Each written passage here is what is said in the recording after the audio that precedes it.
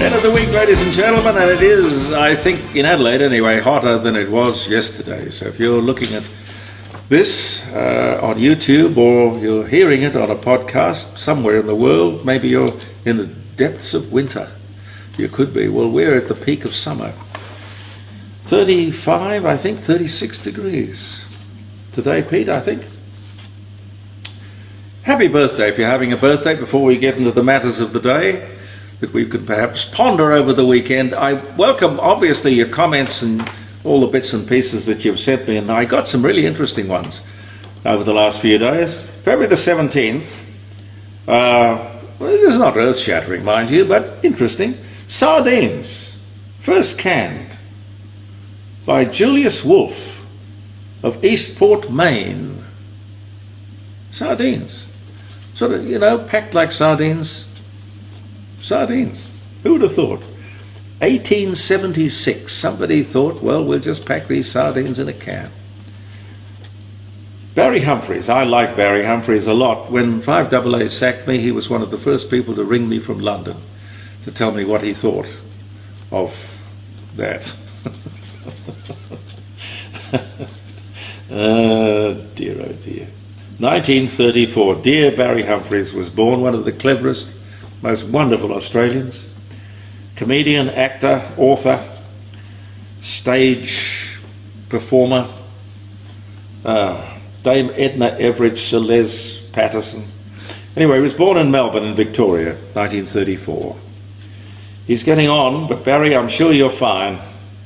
1938, the first experimental demonstration of Baird colour TV in London. I don't think we got it here. Pete, when did we get colour television in Australia? 75? In the 70s somewhere, yeah. 1938, they had it in London. Really? No, about 72 I would have thought. Well, it took us a while to get here. William Cadbury, the British chocolate manufacturer. Cadbury's, born in Edgbaston, England. He died in 1957, but born in 1867. 1867. Cadbury's. That was the glass and a half, wasn't it? Very simple, lovely, recognisable, catchy, effective slogan. The sale of Volkswagen Beetles exceeded those of the model Ford T, the T model Ford, for the first time, 1972. Well, I'm sure in 1972 they weren't still selling Model T Fords. Must be cumulative kind of figures. 1917, Australia. The Nationalist Party. I keep on thinking that'd be a great name for a political party. The Nationalist Party. You know, incorporating the good of left and right and middle and green and everything else, but only for the nation. Anyway, there was a Nationalist Party, and it takes over the government of this country, a coalition government, back on this day in 1917. Can't tell you who the Prime Minister was. Oh, Geronimo. I got a picture of Geronimo over there. Wonderful man, Geronimo.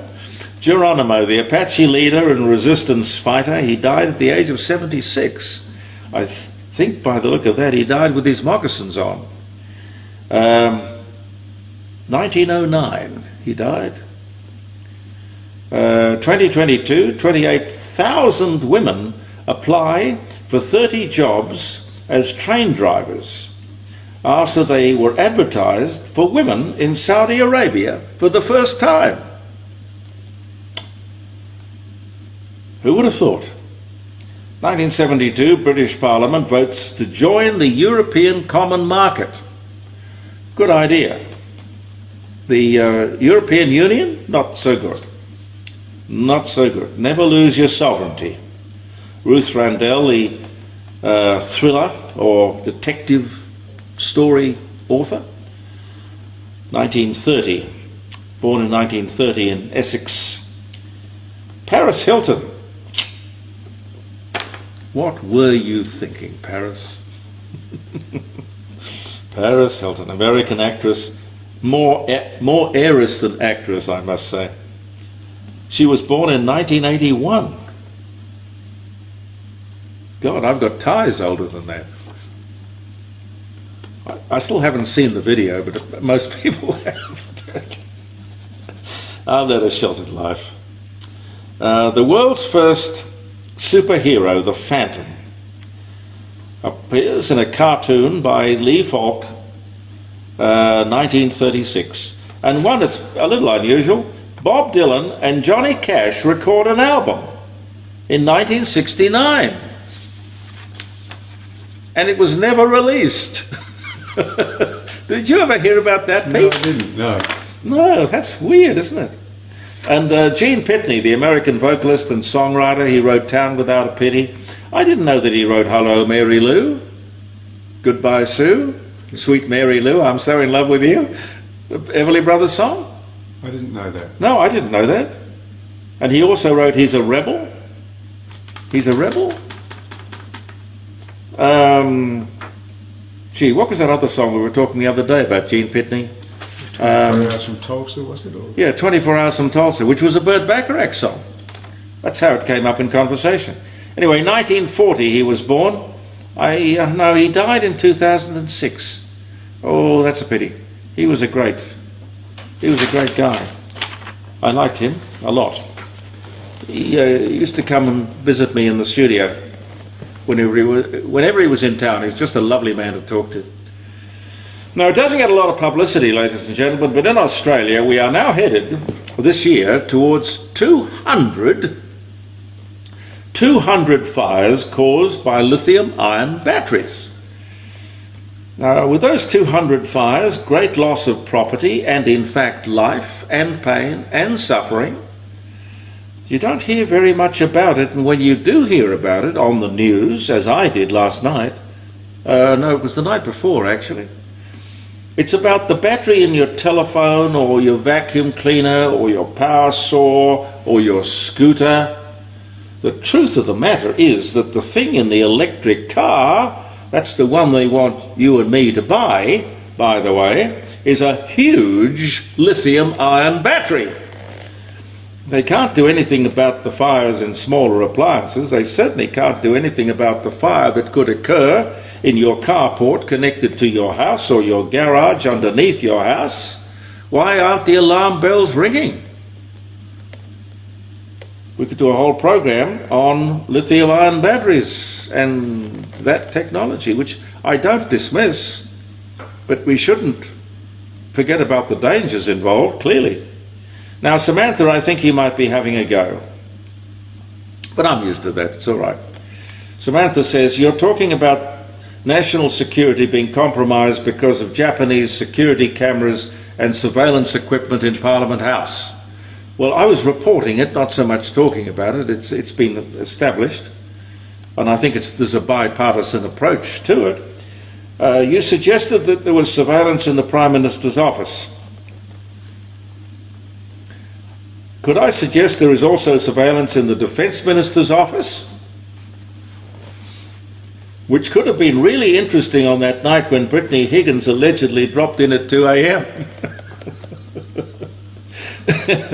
and a smiley face with tears. Thank you. Now, with regard to the same story, Kate says you were lamenting the fact that this once great manufacturing country no longer manufactures such things as electrical appliances and componentry. For those people who have just joined you, maybe as podcast listeners, you might like to repeat the story about just how we lost all those industries like AWA when we signed the Lima Declaration. Yes, how do I abbreviate that, for God's sake? When Gough Whitlam came to power in 72, he and his Deputy Prime Minister headed off pretty quickly to Lima for this meeting of, I can only imagine, socialist left countries, the sort of people that you see gathered around under the guise and cause of climate change these days. But the Lima Declaration was a gathering of first world countries in the name of supporting second and third world countries. And the idea was that we had to, if we wanted to sign the Lima Declaration, and this was never put to the Australian people, we had to agree to pass on, to give up our manufacturing industries for those countries who could better make use of the work and the money, the income, the trade, the profits. Hence the beginning of China, Taiwan, the Philippines, South Korea was an enormous beneficiary. Now, the growth of these countries since that declaration was signed and acted upon, and the demise of our own country, our own manufacturing industry, is there for everybody to see. Nobody brings this man, Gough Whitlam, to any kind of account or any kind of criticism. I don't think anybody has even looked up the subject of the Lima Declaration. But it is a confronting document when you read it, and it is there to be discovered.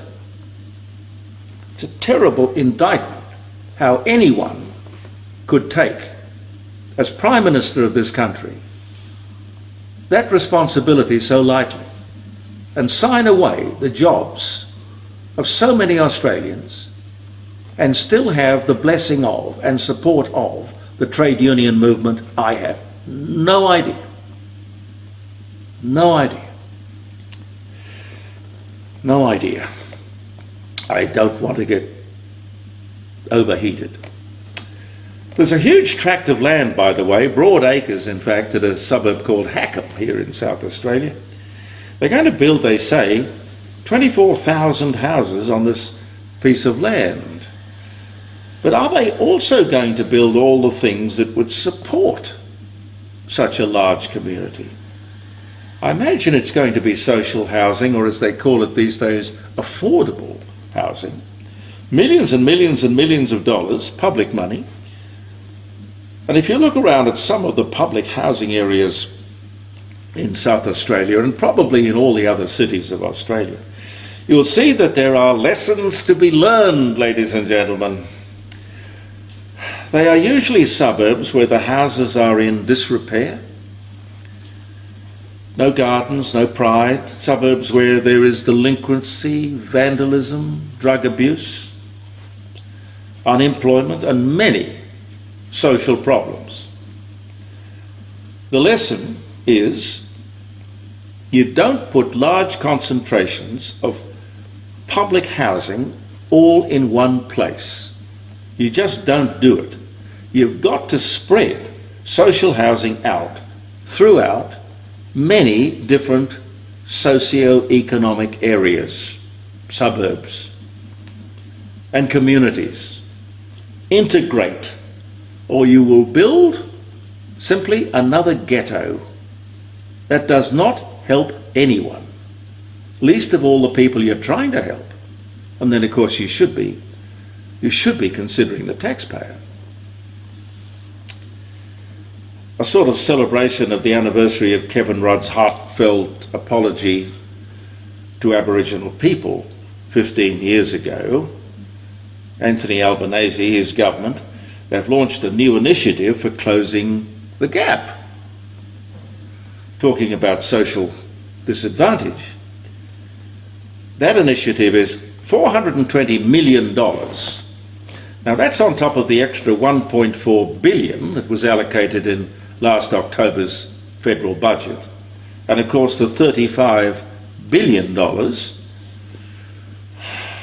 plus mining royalties and welfare provided every year exclusively to Aboriginal people, all tax-free. Now I'm convinced that this government is either mad or it's been totally deceived by the Aboriginal industry, bureaucracy, into believing that Aboriginal people have some sort of deprivation that has to be dealt with. Well, clearly Aboriginal people do not get the money that is already provided any more, I suggest, than they will get the money that they are talking about now, the extra money.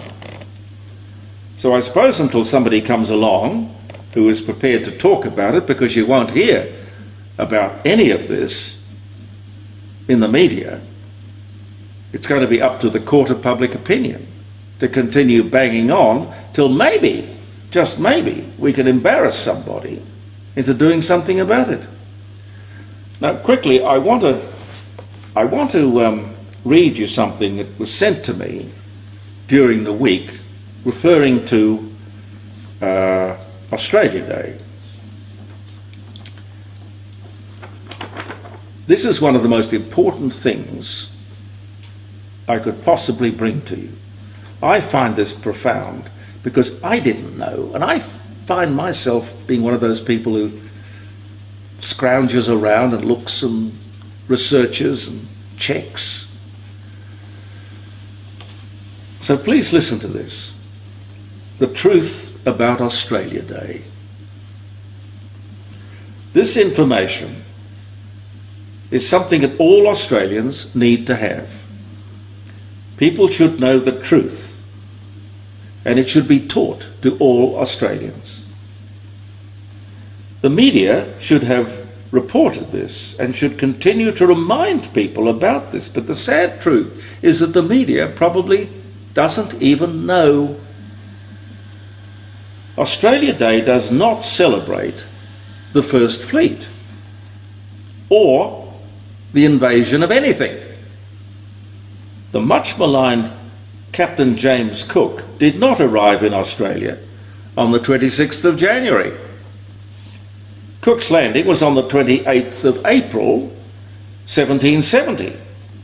The First Fleet arrived in Botany Bay on the 18th of January 1778. January 26 was chosen as Australia Day for a very different and important reason. This is the nub of it. Listen to this. The 26th of January is the day Australians received their independence from British rule. Cook's Landing was only included in the Australian bicentenary celebrations back in 1988 when Sydneysiders wanted to give him some sort of focus. The date and this information has begun to fade, and now, a generation later, all but lost. Well, this is where it's up to you and me to see to it that it is not lost. Because we've had enough rubbish talked about Australia Day. It was after World War II that we decided to clear up all the confusion. That is, when did we become our own people? And what should we celebrate and when? On the 26th of January 1949, the Australian nationality came into existence. I'll repeat it. In 1949, 26th of January, the Australian nationality came into existence when the Nationality and Citizenship Act of 1948 was enacted from the year before. I didn't know that.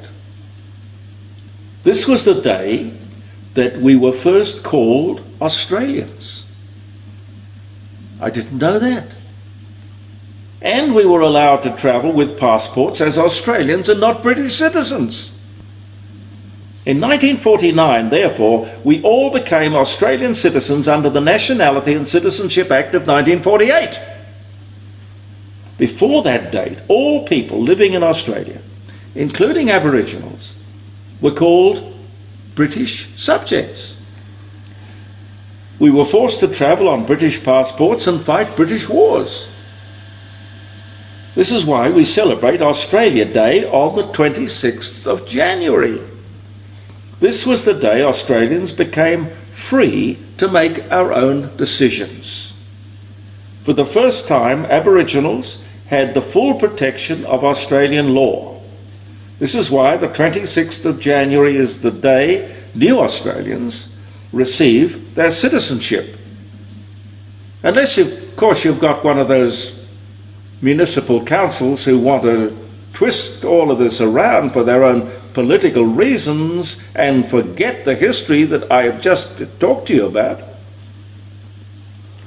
This is the day we celebrate our coming of age, the 26th of January, the implementation of the Nationality and Citizenship Act of 1948.